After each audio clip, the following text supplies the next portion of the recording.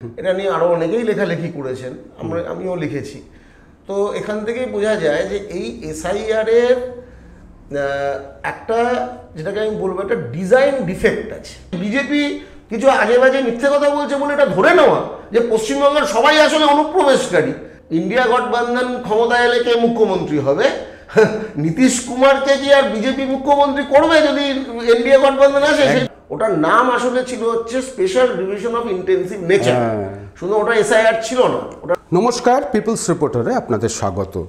আপনারা যারা দীর্ঘদিন ধরে পিপলস রিপোর্টারের দর্শক, শ্রোতা, পাঠক, তারা জানেন যে আমরা এই পরিস্থিতির মধ্যেও আপনাদের কাছে অন্যরকম খবর পরিবেশনের চেষ্টা একটা দীর্ঘ সময় ধরে চালিয়ে যাচ্ছি, এবং তারই অঙ্গ হিসেবে আজ আমরা মুখোমুখি হয়েছি কংগ্রেস নেতা প্রসেনজিৎ বোসের সামনে।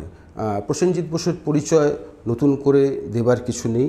আমরা আমাদের কথাবার্তার মাধ্যমেই তার কাছ থেকে দেশের রাজনৈতিক বর্তমান পরিস্থিতি, রাজ্যের পরিস্থিতি, সব বিষয়েই জানার চেষ্টা করব। প্রসেনজিৎ বাবু, পিপলস রিপোর্টারে আপনাকে স্বাগত। নমস্কার। প্রথমেই আমরা আমাদের আলোচনায় এসআইআর নিয়ে একটু কথা বলি, কারণ আপনি এসআইআর নিয়ে বেশ কিছু কাজকর্ম করেছেন, বেশ কিছু আপনার প্রতিবেদন যেগুলো যথেষ্ট গুরুত্বপূর্ণ এবং তথ্য সমৃদ্ধ।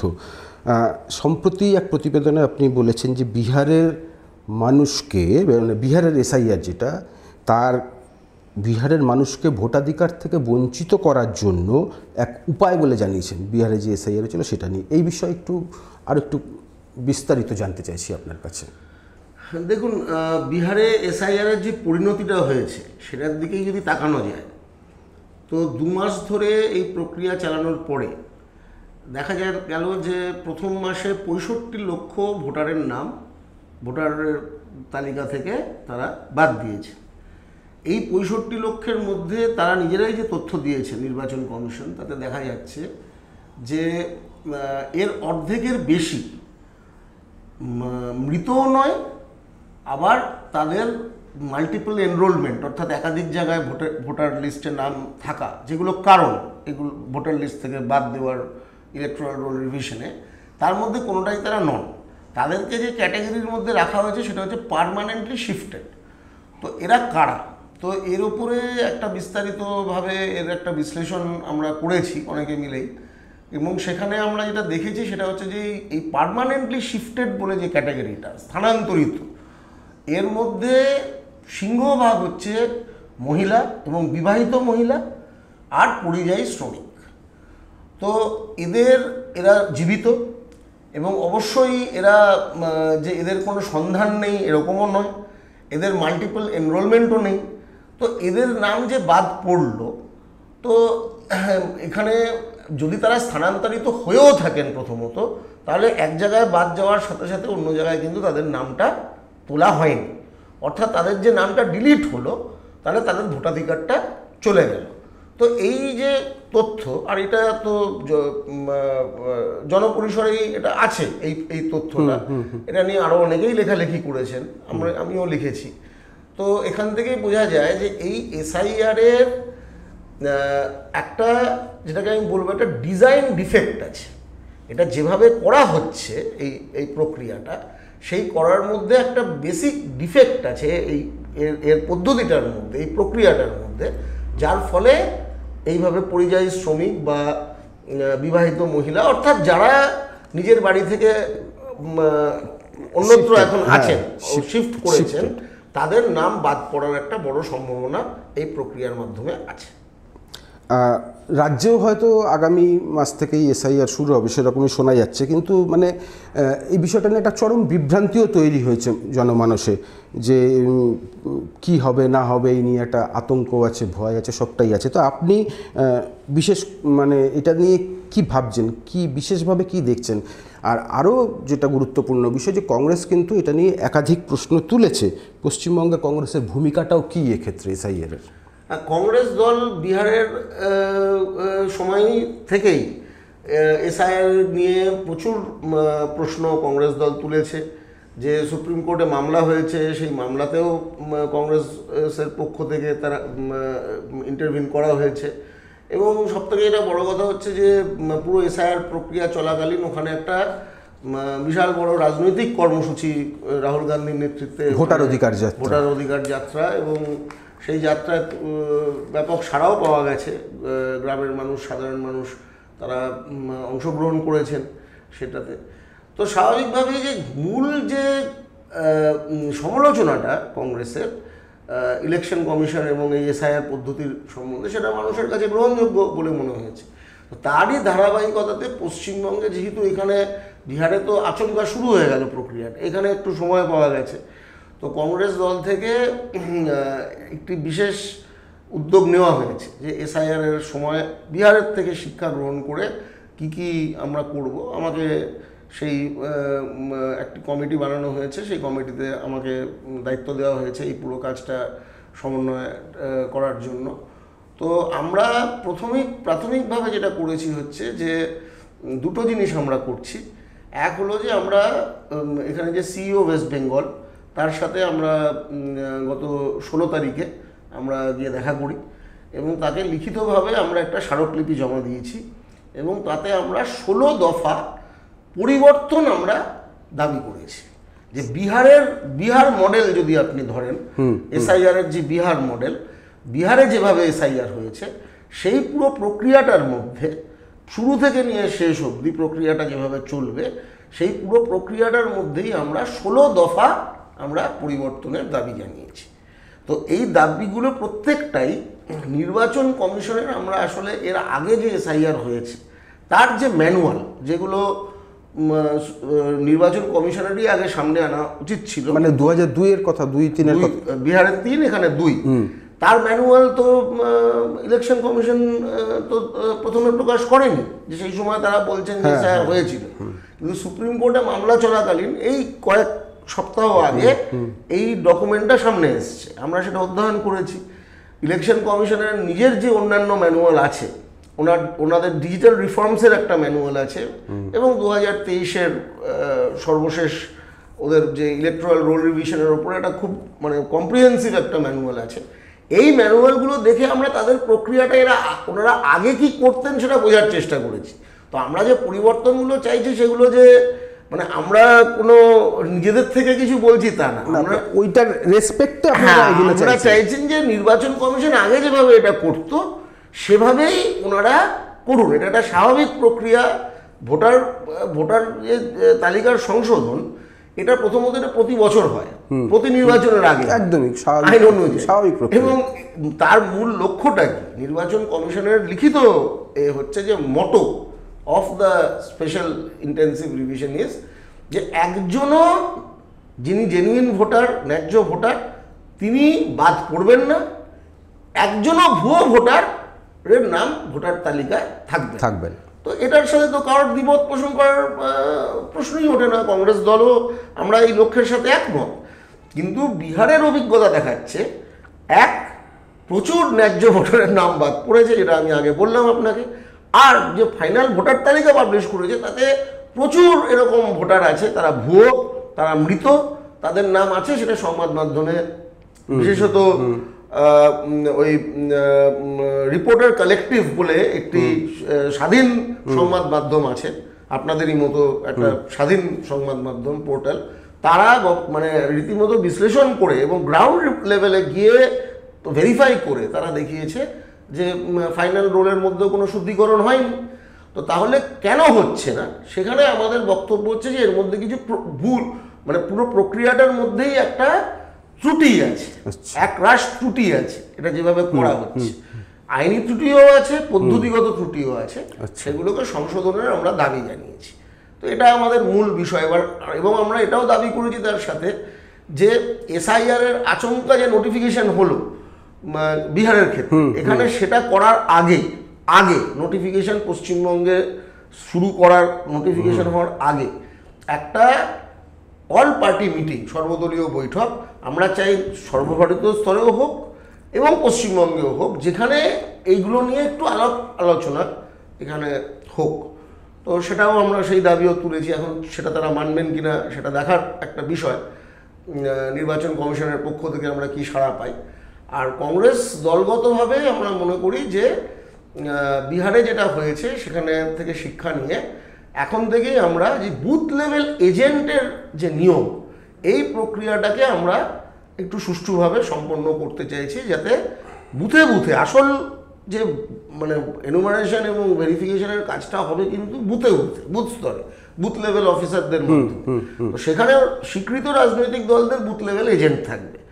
বিহারে যেহেতু তাড়াহুড়ো করে হয়েছে, অনেক বুথে বুথ লেভেল এজেন্ট করা যায়, কংগ্রেসও দিতে পারেনি, আরজেডিও দিতে পারেনি, বিরোধীদের ক্ষেত্রে সমস্যা হয়েছে বুথ লেভেল এজেন্ট পাওয়ার ক্ষেত্রে, সময় মতো নিয়োগ করার ক্ষেত্রে, বা যারা নিয়োগ হয়েছিল তারাও নিয়ম কানুন জানেন না ঠিক মতো, কী তাদের কাজ, কিভাবে যাদের নাম বাদ পড়েছে, ভুল অন্যায়ভাবে বাদ পড়েছে, তাদের কিভাবে আবার ঢোকানো যায়। তো এই ব্যাপার নিয়ে আমরা আগে থেকে সাংগঠনিকভাবে প্রস্তুতি নিচ্ছি, ট্রেনিংয়েরও ব্যবস্থা করা হচ্ছে, যাতে বিএলএরাও জানেন যে তাদের কি কাজ করতে হবে। এবং আমরা এই বিষয়ে আমাদের আত্মবিশ্বাস আছে যে বিহারের মতো পরিস্থিতি পশ্চিমবঙ্গে হবে না। এবং কংগ্রেস প্রত্যেকটা ন্যায্য ভোটারের ভোটাধিকার রক্ষায় হচ্ছে কংগ্রেস সজাগ অতন্দ্র প্রহরীর মতো ভূমিকা হচ্ছে পালন করবে পশ্চিমবঙ্গের ক্ষেত্রে। আপনার কাছে একটা জিনিস আমি একটু জানতে চাইছি, সেটা আপনি এক্ষুনি বললেন যে 16 দফা আপনারা একটা বলেছেন, তো এই মানে তার যদি একটা দুটো একটু বলেন। মানে দেখুন, খুব সেন্সিটিভ বিষয়, তো মানুষ আতঙ্কিত সত্যি করে এসে নেই বা থাকবে বাদ পড়ে। আতঙ্ক হওয়ার কারণটা হচ্ছে বিহারের অভিজ্ঞতা। হ্যাঁ, একদমই তাই। আর নির্বাচন কমিশনের নিরপেক্ষতা নিয়ে তো একটা প্রশ্ন উঠেছে, সে বিষয়ে কোনো সন্দেহ নেই। তো যার জন্য মানুষ একটু বিচলিত হয়ে আছেন। সেই জন্যই আমরা আরও বিশেষ করে কংগ্রেসের পক্ষ থেকে আমরা চাইছি যে মানুষের কাছে এই আশ্বাসটা দেওয়ার যে আমরা আছি, এবং আমার ধারণা অন্যান্য রাজনৈতিক দল, বিশেষত শাসক দল ব্যতীত যা রাজনৈতিক দল আছে, মানে কেন্দ্র এবং রাজ্যের শাসক দল ব্যতীত অন্যান্য যে দলরা আছে পশ্চিমবঙ্গে, তারা সবাই মিলেই একটা তারা এই সদর্থক ভূমিকা তারা পালন করবেন ভোটাধিকার রক্ষার ক্ষেত্রে। তো আমরা প্রথমত বলছি যে 16 দফা দাবির মধ্যে আছে যে খালি 2002 ভোটার লিস্টের সাথে যে ম্যাপিংটা হচ্ছে, বেস ইয়ার, হ্যাঁ বেস ইয়ার, তো এইটাকে আমরা এর আইনি ভিত্তিটা তো সুপ্রিম কোর্টে এখনো এটা নিয়ে প্রশ্ন উঠেছে, এবং সুপ্রিম কোর্ট এখনো এটাকে ন্যায্য বা ঠিক এটাকে এখনো আপহোল্ড করেনি। তাহলে শুধু ওটা কেন? ওটা রাখুন, 2002টাও রাখুন, কিন্তু 2002-এর আগে বা পরে যত নির্বাচন হয়েছে, তাহলে সেগুলো কি, সেই ইলেকটোরাল রোলগুলো কি ফেক নাকি? একদম খুব গুরুত্বপূর্ণ প্রশ্ন। হ্যাঁ, তো এটা তো আমাদের প্রথম প্রশ্ন যে সেগুলো কি ফেক। তাহলে সেখানে আমি যদি 2002-এর পরে পশ্চিমবঙ্গে এসে থাকি, ধরুন তার আগে আমি ছিলাম না, তাহলে আমাকে অন্য রাজ্যের ভোটার ইলেকটোরাল রোল তাহলে দেখাতে হবে। তাহলে সেটা ওয়েবসাইটে কোথায় পাওয়া যাবে না পাওয়া যাবে, এটা সমস্যা আছে। তা আপনি পরের ইলেকটোরাল রোলগুলোকেও, যাদের নেই 2002-এ, তাদের ক্ষেত্রে পরের ইলেকটোরাল রোলগুলোকেও আপনি করুন, মান্যতা দিন। তো এইটা আমাদের একটা খুব প্রাথমিক দাবি, কারণ আমরা মনে করি 2002-এর যে নির্বাচন কমিশন যেভাবে এটাকে ইন্টারপ্রেট করছে, কারণ 2002-এ যেটা হয়েছে সেই প্রক্রিয়াটা ওনারা এখন বলছেন ওটা এসআইআর, ওটার নাম আসলে ছিল হচ্ছে special division of intensive nature. শুধু ওটা এসআইআর ছিল না, ওটা অন্য কিছু ছিল। তো ওখানের প্রক্রিয়াটা আর এখানের প্রক্রিয়াটা একরকম হচ্ছে না। ওখানে কোনো ইনুমারেশন ফর্ম ছিল না, ওখানে বাড়ি বাড়ি গিয়ে একটা ভেরিফিকেশন ছিল, ওখানে হেড অফ হাউসহোল্ডের নাম, হেড অফ হাউসহোল্ডের সাথে কথা বলে এনুমারেটর, যিনি এখন যাকে বিএলও বলা হয়, তখন তার নাম ছিল এনুমারেটর, তারা ওখানে হচ্ছে হেড অফ হাউসহোল্ডের সিগনেচার নিয়ে তাকে কার্বন কপি হচ্ছে দিতেন। এটা ছিল পদ্ধতি। তো এখন সেগুলো কিছুই থাকছে না। একটা ইনুমারেশন ফর্ম দেওয়া হচ্ছে, আপনি ফিল আপ করে তাকে দিয়ে দিচ্ছেন বিএলওকে, বিএলও আপনাকে কোনো অ্যাকনোলেজমেন্ট স্লিপ দিচ্ছে না। এবার তার ভুলের জন্য যদি সে ইনুমারেশন ফর্মটা আপলোড না করে, নামটা আপনার কাটা পড়ে যাবে। তাহলে একটা অ্যাকনোলেজমেন্ট স্লিপ দেওয়ার একটা ব্যবস্থা করা, এইগুলো আমরা পদ্ধতিগত বিষয় বলেছি। আর পশ্চিমবঙ্গের ক্ষেত্রে দেখুন, রাজনৈতিকভাবে সবথেকে বড় বিষয় হচ্ছে অনুপ্রবেশকারীর প্রশ্ন। বিহারে একটাও খুঁজে পাইনি। তাহলে আপনি 7,90,00,000 প্রায় বিহারের ভোটার খসড়া তালিকায় নাম ছিল, এখন সেটা 7,42,00,000, তাহলে 47 লক্ষ বাদ পড়েছে। তো আমরা তো বারে বারে দাবি করছি যে 47 লক্ষের মধ্যে কয় লক্ষ বা কয় হাজার বা কয়শো অনুপ্রবেশকারী আপনি ধরলেন, সেটা আপনি জানান। নির্বাচন কমিশন তো জানাতে পারছে না। তো জানাতে যখন পারছেন না, তখন তার মানে নেই, পান নাই। তাহলে আপনি একটা বিশাল বড় ভুল করেছেন। আপনি একটা রাজনৈতিক দলের যে অপপ্রচার, অনুপ্রবেশ নিয়ে আর কেউ বলে না, একটা রাজনৈতিক দল আছে গোটা দেশের মধ্যে, একমাত্র একটা রাজনৈতিক দল, যে মনে করে যে আমাদের দেশে নাকি আশেপাশের দেশ থেকে লক্ষ লক্ষ মানুষ, বিশেষত একটা ধর্মাবলম্বী মানুষ, তারা নাকি এখানে ঢুকছে। একমাত্র একটা রাজনৈতিক দল এটা প্রচার করে। সম্পূর্ণ একটা সাম্প্রদায়িক মিথ্যা প্রচার, এবং তার দ্বারা প্রভাবিত হয়ে আজকে নির্বাচন কমিশন কাজ করছে। এখনো সেটা হাতে কলমে প্রমাণিত যে এই প্রচারটা বিভ্রান্তিমূলক, এই প্রচারের কোনো বাস্তবতা নেই। কারণ আপনি বাদ ধরতে গেলেন অনুপ্রবেশকারী, বাদ দিলেন এখানকার নাগরিক যারা, তাদের মধ্যে বিবাহিত মহিলা এবং পরিযায়ী শ্রমিকদেরকে, তাহলে খাড়াটা তাদের ওপরে সে নামলো। এবার পশ্চিমবঙ্গে এটা তো বাস্তব, পশ্চিমবঙ্গে পূর্ববঙ্গ থেকে আসা একটা বিশাল সংখ্যায় উদ্বাস্তু পরিবার আছে। আমি নিজে একজন উদ্বাস্তু পরিবারের সন্তান। তো তাহলে আজকে সেই উদ্বাস্তুরা বিভিন্ন সময় এসছেন, কেউ দেশভাগের পরে এসছেন, কেউ ৭১-এর সময় এসছেন, ৭১-এর পরেও অনেকে এসছেন, এবং তাদের ভোটার লিস্টে অনেকের নামও আছে। আজকে এই প্রক্রিয়াটা চালানোর ফলে তাদের আজকে যদি ভোটাধিকার যদি হরণ চলে যায়, তাহলে খুবই একটা বিপদের বিষয় হবে।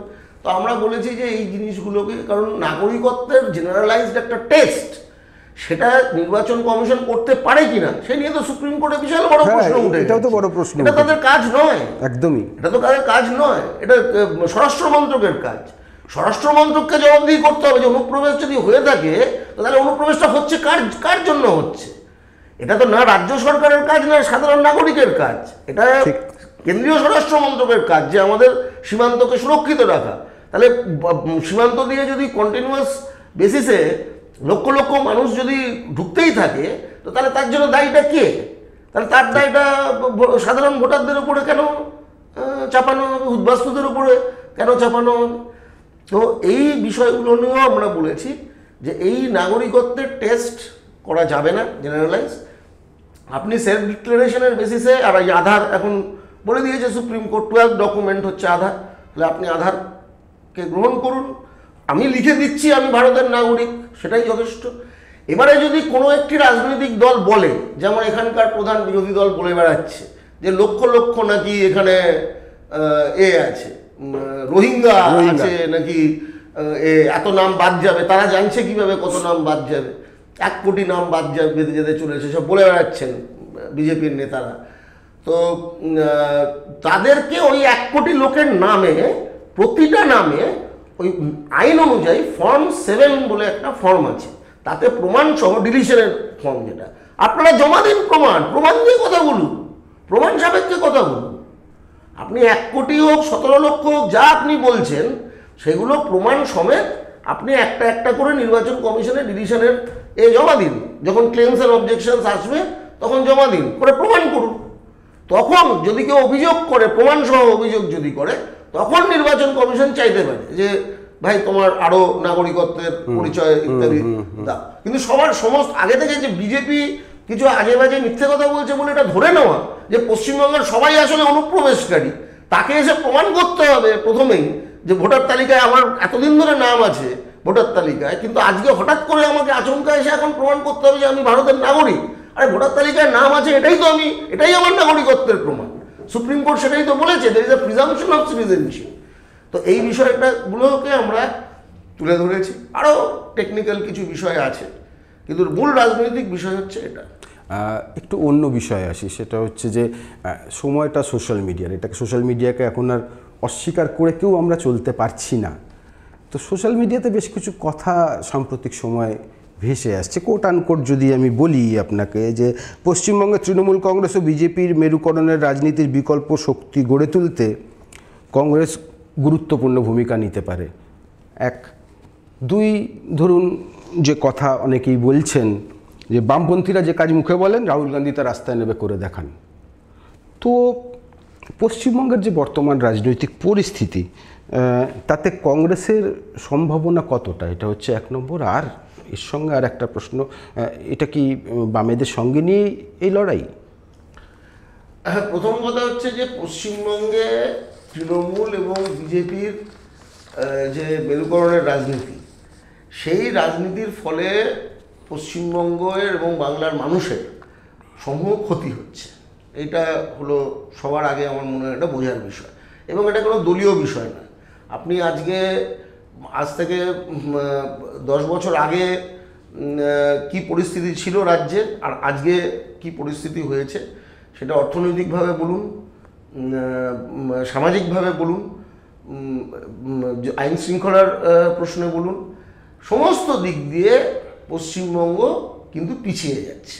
আমার মনে হয় না এটা নিয়ে কোনো বিতর্কের আর কোনো অবকাশ আছে। একদম। হ্যাঁ, আমাদের অর্থনৈতিক যদি আপনি ডেটা দেখেন, যে যতটুকু ডেটা পাওয়া যায় রাজ্য সরকারের থেকে, সেটাও দেখাচ্ছে যে আমাদের যে জিএসডিপি গ্রোথ সেটা আস্তে আস্তে কমছে, আর ঋণ বৃদ্ধি আমাদের বাড়ছে। অর্থাৎ সরকারের আয়ও সেভাবে বাড়ছে, রাজ্য সরকারের আয়ও সেভাবে বাড়ছে। তাহলে এর ফলে কি হচ্ছে? রাজ্যের উন্নয়ন ব্যাহত হচ্ছে, বিনিয়োগ আসছে না, না সরকারি বিনিয়োগ হচ্ছে, না বেসরকারি বিনিয়োগ হচ্ছে, বেসরকারি বিনিয়োগও হচ্ছে না। তাহলে বিপুল একটা কর্মসংস্থানের সংকট, যেটা আগে থেকেই ছিল পশ্চিমবঙ্গে, সেটা আরও ঘনীভূত হচ্ছে। এবার কি হচ্ছে যে এখানে গ্রাম বাংলার থেকে বা শহরের শিক্ষিত যুব সমাজও তাদের একমাত্র এখন উপায় হয়ে গেছে অন্য রাজ্যে গিয়ে পরিযায়ী শ্রমিক। সে কেউ হোয়াইট কলার, কেউ ব্লু কলার, কেউ গিয়ে আইটি কোম্পানিতে ব্যাঙ্গালোরে হায়দ্রাবাদে কাজ করছে, কেউ কেরলে বা হরিয়ানায় গিয়ে হচ্ছে রিক্সা চালাচ্ছে, কেউ কনস্ট্রাকশনে কাজ করছে। কিন্তু পশ্চিমবঙ্গ থেকে এই যে পরিযায়ী শ্রমিক বা অভিবাসন, মাইগ্রেশন, আউট মাইগ্রেশন, এটা সাংঘাতিকভাবে বেড়ে গেছে, এবং এটা কর্মহীনতায়, কর্মসংস্থানের অভাব হচ্ছে এর জন্য দায়ী। তার সাথে সাংঘাতিকভাবে বাড়ছে হচ্ছে রাজনৈতিক হিংসা, যেটা একেবারেই এই শাসক দলের মদতপুষ্ট। পুলিশ প্রশাসনের ভূমিকা সম্পূর্ণভাবে পক্ষপাতদুষ্ট, এবং আমি বিশেষত বলবো যে যেটা হচ্ছে যে একজন মহিলা মুখ্যমন্ত্রী থাকা সত্ত্বেও এখানে নারী নির্যাতন এবং ধর্ষণ যেভাবে প্রতি মাসে একটা করে বড় এরকম ঘটনা ঘটে চলেছে। আমরা আরজিকর দেখেছি, আমরা এই কলকাতার আইনের একটি কলেজের কি হচ্ছে, দুর্বৃত্তায়ন কোথায় গিয়ে পৌঁছিয়েছে আজকে সেটা আমরা দেখছি, দুর্গাপুরে কি কাণ্ড হয়েছে দেখছি। তো সার্বিকভাবে পশ্চিমবঙ্গের পরিস্থিতিটা খারাপের দিকে যাচ্ছে। আর এই যে পরিযায়ী শ্রমিকরা কাজের খোঁজে যাচ্ছে, তাদেরকে পশ্চিমবঙ্গের তারা বাসিন্দা, তাদেরকে বাংলাদেশি বলে বিজেপি এবং আরএসএস এবং বজরং দল এবং তাদের এই হিন্দুত্ববাদী যে আরও যে পুরো সংগঠনের একটা তারা খুলে ফেলেছে আর কি, নানা রকম টোল তারা খুলেছে। তো সেই তারা হচ্ছে বাংলাদেশি বলে বাঙালি পরিযায়ী শ্রমিকদের ধরে ধরে মারছে, হরিয়ানায় মারছে, উড়িষ্যায় মারছে, কর্ণাটকে হচ্ছে মারছে, যেখানে এবং আপনি দেখবেন বিজেপি শাসিত রাজ্যে যেখানে বিজেপির শাসন নেই, যেমন কেরালা বা তামিলনাড়ু, ওখানেও প্রচুর বেঙ্গল থেকে যাওয়া শ্রমিক আছে। উড়িষ্যায় অনেকদিন ধরেই বাংলা থেকে যায়, হ্যাঁ, এতদিন কিছু হয়নি। যে এখানে বিজেপির সরকার এসছে, এই তো লোকসভার সাথেই বিজেপির সরকার এলো, লোকসভা নির্বাচনের সাথে উড়িষ্যার অ্যাসেম্বলি ইলেকশন হয়েছে, এখন হঠাৎ শুনছি উড়িষ্যাতেও শুরু হয়েছে বাংলা ভাষী মানে বাংলাদেশি। আরে পশ্চিমবঙ্গেরও তো সে বাসিন্দা হতে পারে, আগে সেটাকে ভেরিফাই করো ঠিক মতো। তাহলে এইগুলো বিজেপি এবং তৃণমূলের মানে তৃণমূল সরকারের সার্বিক অপদার্থতা, আর সেটাকে ব্যবহার করে বিজেপি পুরো সাম্প্রদায়িক একটা মেরুকরণের পরিস্থিতিতে পশ্চিমবঙ্গকে পৌঁছে দিয়েছে, এবং মানুষের রুজি রুটির যে প্রশ্ন সেগুলো সামনেই আসছে না। তো এবং এখানে কি হবে, রাজ্যে কিভাবে এই রাজ্যটা এগোবে আগামী দিনের, এই যে আজকের তরুণ প্রজন্ম, ছাত্রছাত্রী বা কৃষক, শ্রমিক, মধ্যবিত্ত, ব্যবসা বাণিজ্য, এর ভবিষ্যৎটা কী হবে এ নিয়ে কোনো আলোচনা নেই। কারণ কোনো, এই দেখুন ভোট আসছে, গত 15 বছর ধরে কি হলো না হলো এই নিয়ে কোনো আলোচনা দেখতে পাচ্ছেন? তাহলে এসআইআর নিয়ে কি হচ্ছে না, এই 1 কোটি মানুষ বাদ যাবে, কে বাংলাদেশি, কে হচ্ছে হিন্দু, কে মুসলমান, এই নিয়ে হচ্ছে। আবার এখানে তৃণমূলের এরাও এখন বাজারে নেমে যাচ্ছে যে আমরা এসআইআর হতেই দেবো না, আমরা এটাকে কীভাবে আটকাবেন, এটা ইলেকশন কমিশন করবে। তাহলে কোর্টে যান, এখানে হুঙ্কার দিচ্ছেন কেন? আটকাতে হলে কোর্টে গিয়ে আটকান। তো এই যে মেরুকরণের রাজনীতিটা, এটাকে ভাঙা পশ্চিমবঙ্গের স্বার্থে, সবার স্বার্থে, সামগ্রিকভাবে পশ্চিমবঙ্গের জনগণের হচ্ছে স্বার্থে, এবং কংগ্রেস দলের এই মেরুকরণ ভাঙার ক্ষেত্রে অবশ্যই একটি গুরুত্বপূর্ণ ভূমিকা আছে। এখানে 2021 সাল পর্যন্ত রাজ্যের প্রধান বিরোধী দল কে ছিল? প্রধান বিরোধী দল অ্যাসেম্বলিতে ছিল কংগ্রেস। কংগ্রেসের হচ্ছে বিরোধী দলনেতা কংগ্রেস থেকে হচ্ছে ছিলেন। সেই জায়গাটাতে আজকে এই সাম্প্রদায়িক মেরুকরণ করে, তার পেছনে আরও কারণ আছে, আমি অত লম্বা ব্যাখ্যায় যাচ্ছি না। বাস্তব পরিস্থিতি হচ্ছে যে আজকে সেখানে বিজেপি এসে সেই জায়গাটা দখল করে নিয়েছে। তো এই জায়গাটা থেকে বেরোবার জন্য অবশ্যই কংগ্রেসকে একটা বিশাল বড় ভূমিকা নিতে হবে সেটা নিয়ে। এবার বামপন্থীদের সাথে যাওয়ার যে প্রশ্নটা, সেটা হচ্ছে যে দেখুন, এটা খালি বামপন্থীদের বিষয় নয়, বিষয়টা হচ্ছে যে এই পরিস্থিতিটার থেকে হচ্ছে বেরোবার জন্য যারা যারা আগ্রহী, যে তৃণমূলের অপশাসন, তৃণমূলের দুর্নীতি, তৃণমূলের যে রাজনৈতিক হিংসা, এই সমস্ত কিছুর বিরুদ্ধে, নারী নির্যাতন, অনুন্নয়ন, এই সমস্ত কিছুর বিরুদ্ধে, এবং বিজেপির সাম্প্রদায়িকতার বিরুদ্ধে যারা যারা এই লক্ষ্যে হচ্ছে আছেন, এই লক্ষ্য নিয়ে যারা রাজনীতি করছেন, তাদের সকলেরই এক জায়গায় আসা উচিত। সব ধরনের শক্তিরই হচ্ছে এক জায়গায় আসা উচিত। সেখানে আমাদের গত এক দশকেই আমি বলবো যা অভিজ্ঞতা, তাদের স্বভাবতই বামপন্থীরাও সেই বোঝাপড়াতেই হচ্ছে আছেন। তো একই ধরনের বোঝাপড়ায় আমার ধারণা আরও অনেক মানুষ আছেন, আরও অনেক ছোট ছোট রাজনৈতিক সংগঠনও আছে, তারা সবাই হচ্ছে এরকম একটা বোঝাপড়ায় তারা আসতে বাধ্য হচ্ছেন আজকের পরিস্থিতিতে। তো আমার মনে হয় যে সেই মতো একটা বড় বিকল্প আগামী দিনে এখানে গড়ে ওঠার যথেষ্ট সম্ভাবনা আছে। বিহার নির্বাচন একদম মানে সামনেই, পরের মাসেই 6-11 ভোট, 14 তারিখ ফলাফল। তো এখনো পর্যন্ত যা ইঙ্গিত, তাতে বিহারে এবার হাড্ডাহাড্ডি লড়াই হতে চলেছে। বিহারে যদি মহাজোট জয়ী হয়, মহাগঠবন্ধন বা মহাজোট যদি জয়ী হয়, তাহলে জাতীয় রাজনীতিতে কতটা বদল আসতে পারে বলে আপনি মনে করছেন? বিহারে যদি মহাগঠবন্ধন জয়ী হয় তাহলে বিশাল পরিবর্তন আসবে। কিন্তু আপনি যে কথাটা বললেন সেই সূত্র ধরেই বলি, দেখুন, বিহার আর পশ্চিমবঙ্গের মধ্যে পার্থক্য আছে। বিহারে এখন লড়াইটা সম্পূর্ণভাবে 1:1 হয়ে গেছে, পশ্চিমবঙ্গে সেটা নয়। পশ্চিমবঙ্গে এখনও মানে একটা থার্ড স্পেস আছে যদি আপনি এই করেন আর কি, তুলনা করেন। ওখানে তো লড়াইটা সোজা হচ্ছে এনডিএ ভার্সেস ইন্ডিয়া, এই সমীকরণে হচ্ছে। তো সেখানে হাড্ডাহাড্ডি হওয়াটাই স্বাভাবিক, 1:1 লড়াই হচ্ছে সবার দুজনেরই। গতবারের নির্বাচনেরও যদি আপনি দেখেন, রেজাল্ট যদি দেখেন, বিধানসভা নির্বাচনের কথা বলছি, একদম সবারই ভোট শেয়ার একদম নেক টু নেক। আমার ধারণা এবারও সেরকমই হবে। এবার এই নেক টু নেক ইলেকশনে যেটা হয়, যে একদম ছোট ছোট যে রাজনৈতিক দলগুলো হয়, তারা নিজেরা জিততে পারে না, একটা আসনে হয়তো জিতবে না, কিন্তু কে কোন আসনে জিতবে না হারবে সেটা কিন্তু তারা ঠিক করে দেয়। তো সেই জন্য এখন আপনি দেখতেই পাচ্ছেন যে প্রশান্ত কিশোর কি করবে, পিকে ফ্যাক্টর বা চিরাগ পাসওয়ান ফ্যাক্টর, হ্যাঁ, এগুলো এদের নিজেদের যে বিশাল কোনো ভোট আছে তা না, কিন্তু এগুলো কি হয়, ধরুন একটা সিট আছে, সেই সিটে, আর বিহারে আপনি জানেন যে জাতপাতের অঙ্কটাই ওখানে কিন্তু সব থেকে বড় বিষয় হচ্ছে জাতপাতের অঙ্ক। তো একটা সিট আছে, আমি নাম নিচ্ছি না, কিন্তু একটা সিট আছে যেই সিটে দুটো মেন কাস্ট কমিউনিটি আছে, এবং এনডিএ থেকে একটা কাস্টের একটা কমিউনিটি ব্লক বা কাস্ট ব্লকের ক্যান্ডিডেট দিয়েছে, আরেকজন থেকে আরেকটা দিয়েছে। এবার এই যে এক্স ফ্যাক্টর যেটা হয়ে যায়, সেটা হলো এই ছোট দল যে সে তৃতীয় ক্যান্ডিডেটটা কোন কাস্ট বা কোন কমিউনিটি থেকে দিচ্ছে, সে যার ভোটের দিকটা টেনে নেবে, সে 1-2%ও যদি সে টেনে নেয়, সেখানেই কিন্তু খেলা ঘুরে যাবে। তো এই বিষয়টা, আর বিশেষত যেহেতু সিট শেয়ারিংটা আরেকটু ভালো হলে আমার মনে হয় এটা খুব করে বলা যেত যে হ্যাঁ ইন্ডিয়া জোটই জিতবে, কারণ পলিটিক্যাল মোমেন্টামটা ইন্ডিয়া জোটের দিকে। মানুষ এই নীতিশ কুমারের মানে এখন উনি আর পারছেন বলেও মনে হচ্ছে না।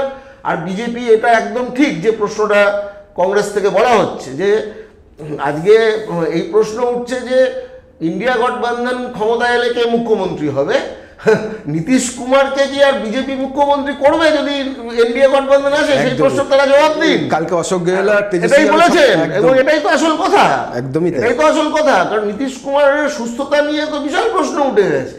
আর বিজেপির ছকটা একদম পরিষ্কার, বিজেপি যেই ওরা ক্ষমতায় আসবে ওরা নীতিশ কুমারকে ডাম্প করে ওরা নিজেদের একটা মুখ্যমন্ত্রী।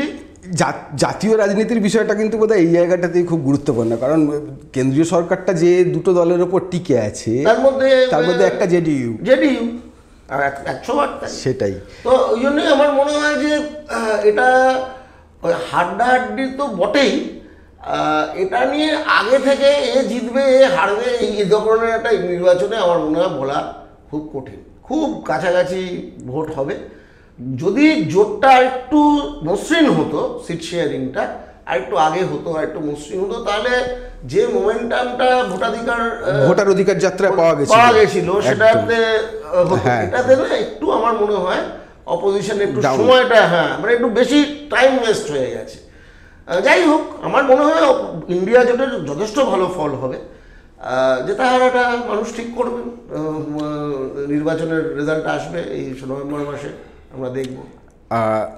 এই মুহূর্তে ভারতবর্ষের রাজনীতিতে সব থেকে আলোচ্য বিষয় এবং অবশ্যই গুরুত্বপূর্ণ যে আগস্ট মাসে রাহুল গান্ধী যে অভিযোগ করেছেন, তথ্য পরিসংখ্যান সহ তিনি যে অভিযোগ করেছেন ভোট চুরি, ভোট লুট, যেভাবেই বলুন না কেন, সেটা কর্ণাটকের আছে, সেটা মহারাষ্ট্রের ক্ষেত্রে উনি বলেছেন, সেটা হরিয়ানার ক্ষেত্রে উনি বলেছেন, একাধিক স্টেট নিয়ে উনি বলেছেন এবং তথ্য পরিসংখ্যান সহ উনি সেই কথা বলেছেন।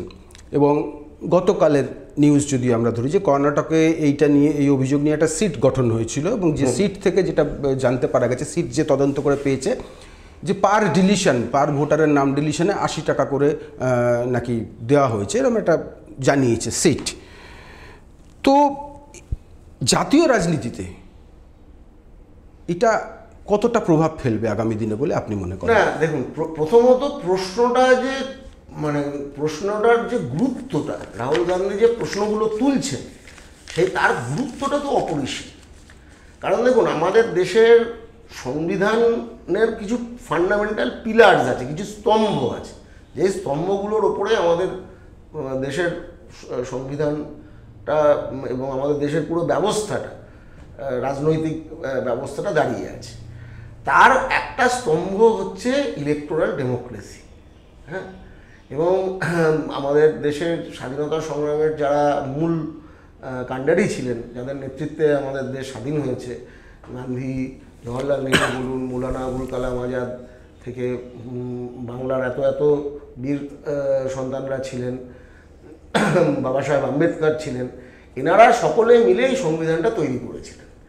এবং বাবা সাহেব আম্বেদকর বলেছিলেন যে 1 man 1 value, 1 vote 1 person 1 vote, 1 vote 1 value. এই জায়গাটায় যদি নষ্ট হয়ে যায় তাহলে আমাদের দেশকে তো আর গণতন্ত্র বলা যাবে না। এটা অনেক দেশেই হয়। এই দেখুন, এই যে আমাদের সাথেই স্বাধীন হয়েছিল পাকিস্তানে গণতন্ত্রটা কোনোদিন দাঁড়াতেই পারল না। যে ক্ষমতায় আসে বিরোধীদেরকে জেলে ভরে দেয়। তো চলছে একই জিনিস চলছে। যিনি আগে ক্ষমতায় ছিলেন তিনি এখন জেলে, আর আগে যিনি জেলে ছিলেন তিনি এখন ক্ষমতায়, তিনি এসে তাকে জেলে ভরে দিয়েছেন। তো এই চক্র চলছে।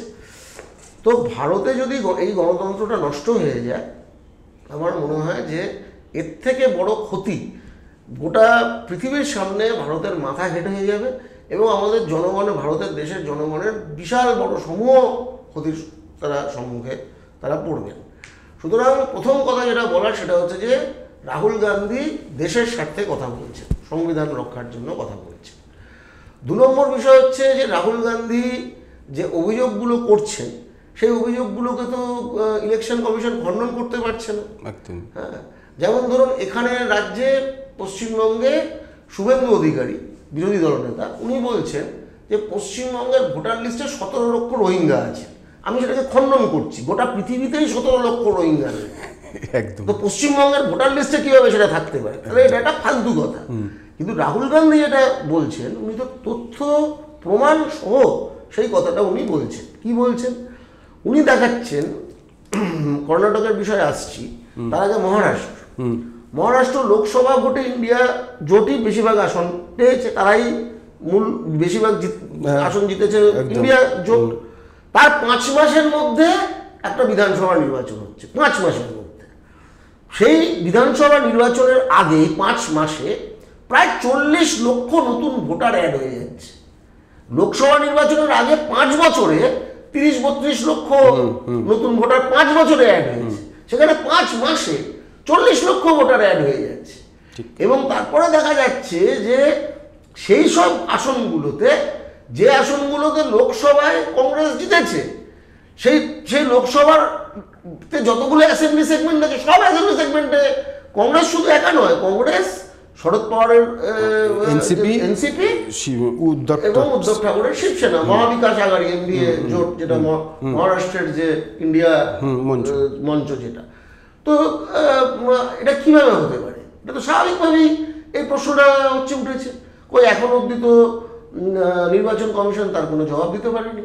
আর যে তথ্য চাওয়া হচ্ছে যে সিসিটিভি ফুটেজ দিন, ওই ভোটার তালিকা দিন, আগের ভোটার তালিকা দিন, এগুলো তারা দিতে অস্বীকার করছে। এখান থেকেই তো বোঝা যায় যে ওগুলো তাহলে মানে ওগুলো কোনো তথ্য বা কোনো একটা দেশের প্রধান বিরোধী দল এবং বিরোধী দলনেতা তিনি চাইছেন নির্বাচন কমিশনের কাছে, সেটা না দিয়ে তো নির্বাচন কমিশনারও প্রমাণ করছেন যে ডাল মে কুছ কালা হ্যায়। এবার কর্ণাটকে যে লোকসভা নির্বাচনের একটি কেন্দ্র নিয়ে যে অভিযোগ রাহুল গান্ধী করেছেন, অভিযোগটা মারাত্মক অভিযোগ। প্রধান যে মানে বিষয়, অনেকগুলো গোলমাল আছে, একটা বাড়ির অ্যাড্রেসে অনেক সেগুলো বহু জায়গায় আছে। এখানে যেটা প্রমাণ পাওয়া যাচ্ছে, এসআইটির যেটা বললেন আপনি, ওটা এসআইটি করেছে, ওটা মানে অনলাইন হয়েছে, তো এটা মানে এটা সাইবার ক্রাইম আপনি বলতে পারেন। মানুষের অন্য রাজ্যে বসে আইটি সেল দিয়ে টার্গেট করে কিছু সম্প্রদায় বা কিছু রাজনৈতিক দলের সমর্থকদের বা ভোটারদের কনস্টিটুয়েন্সি ধরে নাম ডিলিট করা হচ্ছে, অনলাইনে কমপ্লেন করা হচ্ছে নাম ডিলিট করার জন্য। এটা সাংঘাতিক ব্যাপার। পার ডিলিশন 80 টাকা। এবং নিশ্চয়ই মানে এটা তো করানো হচ্ছে, তো ভাড়ায় খাটছে। তো ওই তো যারা আইটি সেলে যারা ভাড়া খেটে হোয়াটসঅ্যাপে মেসেজের জন্য ওরা পয়সা দেয়, আমার কাছে খবর আছে, ওরা আপনি একটা সাম্প্রদায়িক মেসেজ যদি পোস্ট করেন, কত জায়গায় পোস্ট করছেন তার স্ক্রিনশট নিয়ে পাঠালে আপনাকে আইটি সেল থেকে পয়সা দেওয়া হয়। এখন এই জায়গায় ব্যাপারটা চলে গেছে। টাকার তো অভাব নেই, যে কয়েকটা পরিবারের হাতে দেশের অর্থনীতি তুলে দিয়েছেন, সেই পরিবারগুলো ঢালাও ফান্ডিং করছে, সেই কালো টাকা, ইলেকট্রাল ফান্ডের পুরো কালো টাকাটা এখন এভাবে এই ক্রিমিনাল তৈরি করার জন্য ব্যয় করা হচ্ছে। আর এই ক্রিমিনালরা দিয়ে এখন দেশের ভোটারদেরকে টার্গেট করিয়ে তাদের বিরুদ্ধে এই ফর্ম 7-এর মাধ্যমে অনলাইন করা হচ্ছে।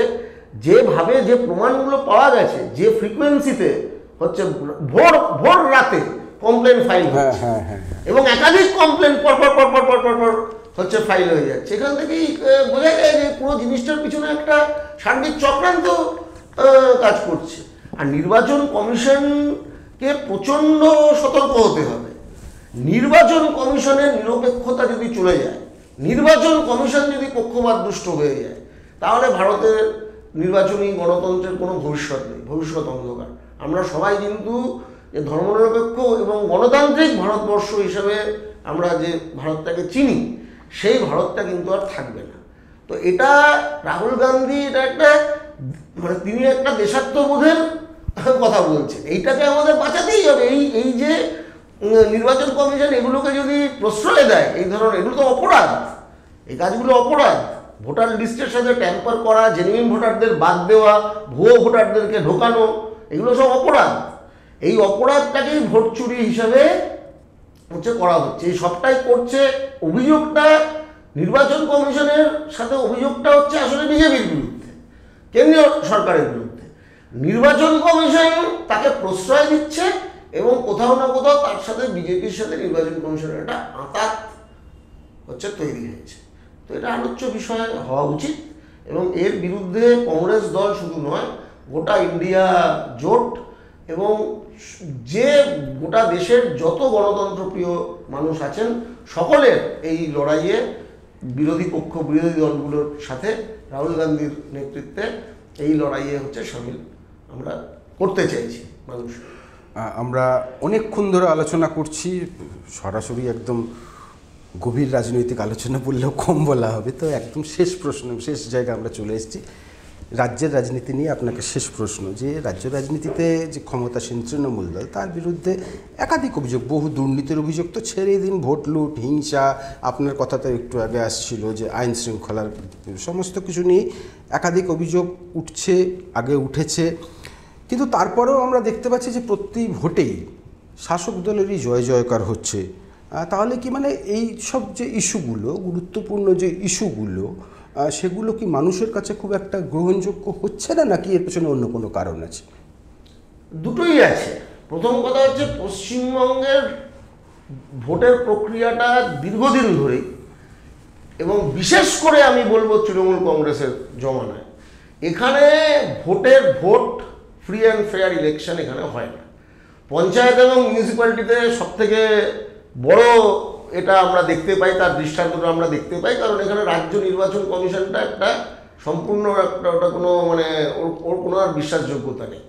গত কয়েকটা পঞ্চায়েত নির্বাচন, গত দুটো পঞ্চায়েত নির্বাচন এবং গত মিউনিসিপ্যালিটি ইলেকশনগুলো যেভাবে হয়েছে, কলকাতা বলুন, বিধাননগর, আশেপাশের অঞ্চল থেকে নিয়ে পঞ্চায়েত নির্বাচনের সময় তো গোটা রাজ্য জুড়ে যে পরিমাণ মানুষ মারা যাচ্ছে, যে ধরনের সকাল থেকে যে ধরনের চিত্র আমরা দেখছি পশ্চিমবঙ্গের ভোটে, প্রতিটা ভোটের ক্ষেত্রে, প্রতিটা ভোটে, লোকসভায় বিধানসভাতেও হয় একই জিনিস হচ্ছে, লোকে মারা যাচ্ছে, গুলি চলছে, গোলাগুলি চলছে, ভোটের দিন গোলাগুলি চলছে।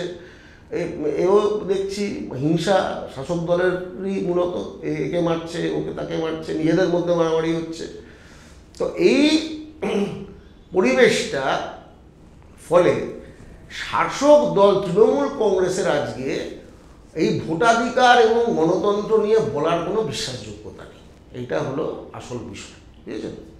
তো এইটা তারা এবার আপনি বলছেন যে তাহলে কি পুরোটাই তারা আছে কোনো ভোট লুট করে? না, আমি মনে করি যে এখানে রাজনৈতিক বিকল্পেরও একটা সমস্যা আছে। কারণ এই বিজেপির যে উত্থান ঘটেছে, এটাই পশ্চিমবঙ্গের সবথেকে বড় ক্ষতিটা হয়েছে গত কয়েক বছরে আপনি যদি বলেন। তো এই 2019 থেকে এখানে বিজেপির যে উত্থান এবং বিজেপির প্রধান বিরোধী দল হয়ে ওঠা, এটা পশ্চিমবঙ্গের সবথেকে এটা বলতে পারেন মরার ওপর খাড়ার ঘা, সবথেকে ক্ষতিকারক ব্যাপার এটা হয়েছে। কারণ এটা না হলে এতদিন এখানে রাজনৈতিক প্রশ্ন বিষয়টা অন্য খাতে বইত বিষয়টা। কিন্তু বিজেপি এসে যাওয়ার ফলে কি হচ্ছে, কারণ বিজেপি তো ওরা কি চাইছে, ওদের ঘোষিত লক্ষ্য, ভদ্রলোক এখন অপসারিত হয়েছেন, একটা সময় বিজেপির রাজ্য সভাপতি ছিলেন, ওনার ঘোষিত লক্ষ্য ছিল যে পশ্চিমবঙ্গ থেকে 1 কোটি সংখ্যালঘু মানুষকে উনি নাকি তাড়িয়ে দেবেন। আচ্ছা, এটা রাজনৈতিক দলের ঘোষিত লক্ষ্য হতে পারে? এখন আবার দেখুন একই এজেন্ডা ফেরত আসছে, 1 কোটি ভোটার বাদ করবে। তোমরা কিভাবে জানছো করবে? এটা ইলেকশন কমিশন, তোমরা তো নির্বাচন কমিশন তো আইনত বা সংবিধানগতভাবে তো কেন্দ্রীয় সরকারের সংস্থা না, এটা একটা স্বাধীন সংস্থা। তোমরা জানছো কিভাবে 1 কোটি বাদ পড়বে না কত বাদ পড়বে? তোমাদের প্রমাণ আছে 1 কোটি ভোটার ভুয়ো? আজকে লোকসভা নির্বাচনের আগে অরবিন্দ কেজরিওয়াল, দিল্লির মুখ্যমন্ত্রী, তিনি এত মাস জেল কাটিয়ে দিল তাকে। অভিযোগের কি হলো না হলো তো বোঝাই যাচ্ছে কি। ঝাড়খণ্ডের মুখ্যমন্ত্রী হেমন্ত সোরেন, তিনিও জেল খাটলেন। পশ্চিমবঙ্গের মুখ্যমন্ত্রীর কথা আমি ছেড়ে দিলাম, কিন্তু এখানে তো অনেকেই তো তৃণমূলের আগে মন্ত্রী ছিলেন, এখন জেল খাটছেন। কিন্তু যার বিরুদ্ধে খুব গুরুতর অভিযোগ উঠল, এনফোর্সমেন্ট ডিরেক্টরেট এসে রেড করলো, কালীঘাটের একজন কাকু বেরোলেন, তাকে তো একটা দিনও লক আপ বা জেলে তো ঢোকানো হলো না। তো যার ফলে এই আরজি করের যে ঘটনা ঘটলো, সুপ্রিম কোর্ট থেকে করলো সিবিআই তদন্ত ইত্যাদি, কি হলো? তো মানুষের মধ্যে তৃণমূল এবং বিজেপি, বিশেষত এখানের যে ক্ষমতার কেন্দ্রে যিনি বসে আছেন মুখ্যমন্ত্রী এবং দিল্লিতে ক্ষমতার কেন্দ্রে যিনি বসে আছেন প্রধানমন্ত্রী, তাদের রাজনৈতিক যে পুরো বিষয়টা না, তারা কি করতে চাইছেন, একে অপরের বিরুদ্ধে বলছেন, একটা সময় নির্বাচন এলে বলছেন, কিন্তু তারপরে কিভাবে তারা চলছেন, এই নিয়ে মানুষের মধ্যে, একটা বড় অংশের মানুষের মধ্যে নানা রকমের প্রশ্ন কিন্তু ইতিমধ্যেই জেগেছে। তো আমরা অনেকদিন ধরেই এটা বলছি যে এখানে একটা মিডিয়াকে ব্যবহার করে, মূলধারার মিডিয়াকে ব্যবহার করে এখানে একটা কৃত্রিম একটা মেরুকরণ এখানে করা হচ্ছে। বাংলার সমাজের মধ্যে আপনি যদি যান, এখন খানিকটা প্রভাবিত হয়েছে, কিন্তু এখানে হিন্দু মুসলিম সম্পর্ক এরকম নয়, একদমই না, এরকমই না, কোনো কালে তো ছিল নাই। দেশভাগের পর থেকে এখানে কোনোদিনই ওইভাবে অন্যান্য রাজ্যে আমরা যা দেখেছি এখানে দাঙ্গা হাঙ্গামা এসব এখানে হতো না। কিন্তু এখনো আমি বলবো যে মিডিয়ায় যেভাবে দেখানো হয় বা মিডিয়ায় যেভাবে প্রচার করা হচ্ছে, গ্রাউন্ড রিয়েলিটি সেটা নয়। তো কোথাও না কোথাও একটা কি বলবো, একটা মানুষের সাথে একটা প্রতারণা করা হচ্ছে। হ্যাঁ, মানুষকে একটা মানে যেটাকে আজকের মিডিয়ার টার্মে আপনি যদি বলেন, এটাকে বলা হয় যেটা একটা অল্টারনেটিভ রিয়েলিটি ক্রিয়েট করার চেষ্টা করা হচ্ছে, এবং তারপরে সেটা মানুষকে বোঝানো হচ্ছে যে আসলে রিয়েলিটিটা হচ্ছে এটা। মানে তারাই মানে বাস্তবটাকে মানুষকে ভুলিয়ে দিয়ে একটা নতুন বাস্তবতা তৈরি করার একটা চেষ্টা এখানে করা হচ্ছে। তো এটা তো কখনো বিকল্প হতে পারে না। তো আমার মনে হয় যে যার জন্য এই রাজ্যে এই তৃণমূল কংগ্রেসের অপশাসন এবং বিজেপির যে এই সাম্প্রদায়িক রাজনীতি, সাম্প্রদায়িক মেরুকরণের রাজনীতি এবং বাংলা দখল করা, সংখ্যালঘুদের তাড়িয়ে দেবো, এই যে ধরনের যে মানে একেবারেই যাকে বলা যায় যে উগ্র দক্ষিণপন্থী প্রতিক্রিয়াশীল, এমনকি আমি বলবো ফ্যাসিবাদী রাজনীতি, এই যে মানে between the devil and the deep blue sea পশ্চিমবঙ্গের মানুষ পড়েছেন আর কি, এখান থেকে মুক্তি চাই, এইটা হলো প্রধান বিষয়। এবং সেখানে কংগ্রেস এবং সমস্ত ধরনের প্রগতিশীল গণতান্ত্রিক শক্তি যারা আছেন তাদের এক জায়গায় আসতে হবে এবং তাদের অত্যন্ত গুরুত্বপূর্ণ ভূমিকা আগামী দিনের নির্বাচনে নিতে হবে। প্রসেনজিৎ বাবু, পিপলস রিপোর্টারে এতক্ষণ সময় দেওয়ার জন্য আপনাকে অনেক অনেক ধন্যবাদ, নমস্কার। আপনারাও পিপলস রিপোর্টারের সঙ্গে থাকুন। আপনারা আমাদের ট্যাগলাইন খুব ভালো করে জানেন, গুজবে নয় খবরে থাকুন। আমাদের সেই চেষ্টা জারি থাকবে। নমস্কার।